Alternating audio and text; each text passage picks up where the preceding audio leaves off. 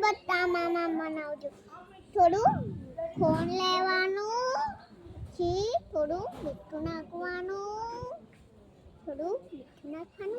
પછી ખોણ નાખવાનું, પછી મીઠું, પછી પાણી, પછી લીંબુ, પછી આમાં હલવાનું,